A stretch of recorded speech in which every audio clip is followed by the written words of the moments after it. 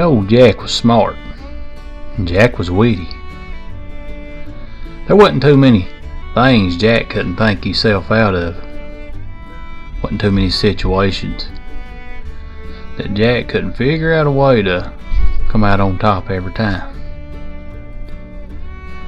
You know, one time they said old Birchfield, they said he put the word out that he'd give his daughter and half of everything he owned to the man that could tell the longest story.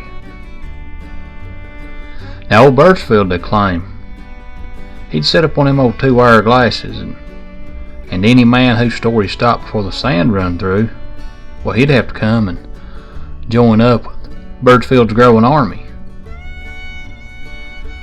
Now, they was a lot of men tried it, and there was a lot of men failed.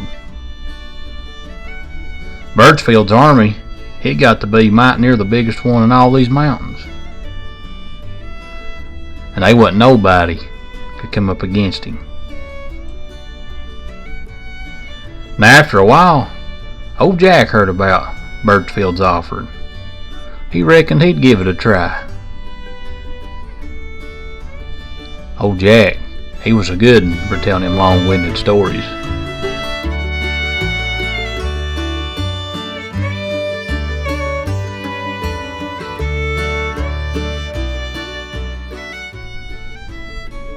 And old Jack, he got his old whittling knife out. He had a slab of wood there he's going to cut on, because he's a figuring this is going to take a while.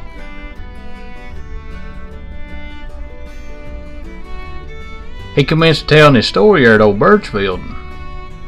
He told him, he said, you know, one time there was this king, and he decided he would gather enough grain in his warehouse to feed all his people for 3 winters.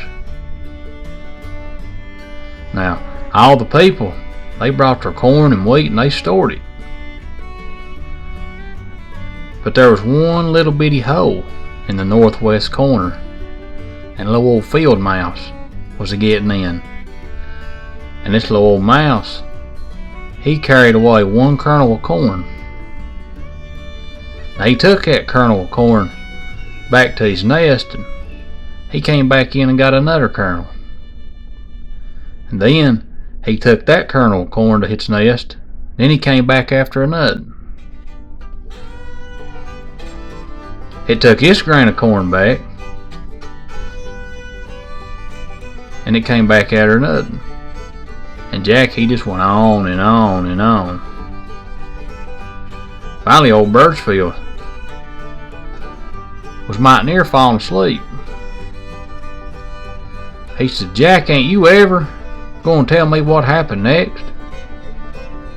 Jack said, why, sure, but it'll probably take him the next week just to empty out the warehouse. Old Birchfield, he could see he was outsmarted then. Dad nabbit, just take her. Take my daughter, he shouted. So Jack did.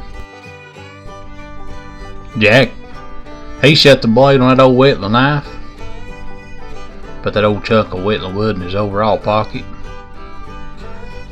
and him and Birchfield's daughter headed across the mountain toward home.